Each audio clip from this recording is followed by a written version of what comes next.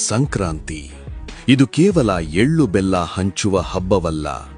ಇದು ಭಾರತೀಯ ಸನಾತನ ವಿಜ್ಞಾನ, ಖಗೋಳಶಾಸ್ತ್ರದ ಅದ್ಭುತ ಸಂಗಮ ಮತ್ತು ಬ್ರಹ್ಮಾಂಡದ ವಿಸ್ಮಯ. ಇದರ ಹಿಂದಿನ ರಹಸ್ಯಗಳನ್ನು ಕೇಳಿದರೆ ಪ್ರತಿಯೊಬ್ಬ ಭಾರತೀಯನಿಗೂ ಹೆಮ್ಮೆಯಾಗುತ್ತೆ.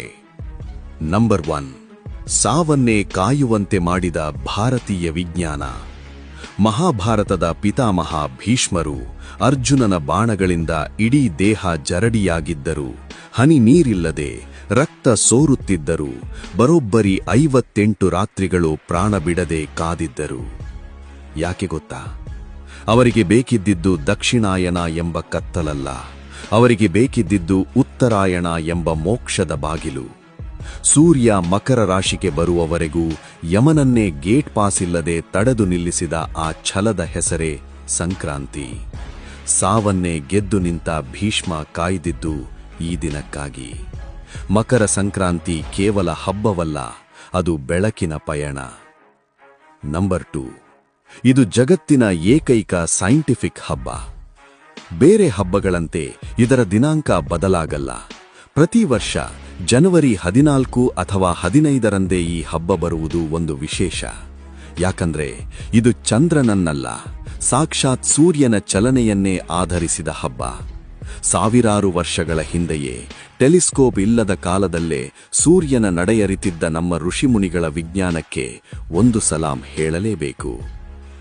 ನಂಬರ್ 3, ಕಾಶ್ಮೀರದಿಂದ ಕನ್ಯಾಕುಮಾರಿವರೆಗೆ ಹೆಸರೇ ಬೇರೆ, ಉಸಿರೊಂದೇ. ಕರ್ನಾಟಕದಲ್ಲಿ ಸಂಕ್ರಾಂತಿ, ತಮಿಳುನಾಡಿನಲ್ಲಿ ಪೊಂಗಲ್, ಪಂಜಾಬ್ನಲ್ಲಿ ಲೋಹರಿ, ಗುಜರಾತ್ನಲ್ಲಿ ಉತ್ತರಾಯಣ್. ಅಷ್ಟೇ ಅಲ್ಲ, ಬಾಹ್ಯಾಕಾಶದಿಂದಲೇ ಕಾಣುವ ಜಗತ್ತಿನ ಏಕೈಕ ಮಾನವ ಸಮೂಹ ಕುಂಭಮೇಳ ನಡೆಯುವುದು ಇದೇ ಸಮಯದಲ್ಲಿ. ಮತ್ತು ಕೋಟ್ಯಾಂತರ ಭಕ್ತರು ಕಾಯುವ ಶಬರಿಮಲೆಯ ಮಕರ ಜ್ಯೋತಿ ದರ್ಶನವಾಗುವುದು ಇದೇ ಪುಣ್ಯಕಾಲದಲ್ಲಿ. ಲಾಸ್ಟ್ 1, ಎಳ್ಳು ಬೆಲ್ಲದ ರಹಸ್ಯ. ನಾವು ಎಳ್ಳು ಬೆಲ್ಲ ತಿನ್ನುವುದು ಕೇವಲ ರುಚಿಗಲ್ಲ, ಇದು ಚಳಿಗಾಲಕ್ಕೆ ದೇಹಕ್ಕೆ ಉಷ್ಣತೆ ನೀಡುವ ನ್ಯಾಚುರಲ್ ಇಮ್ಯುನಿಟಿ ಬೂಸ್ಟರ್.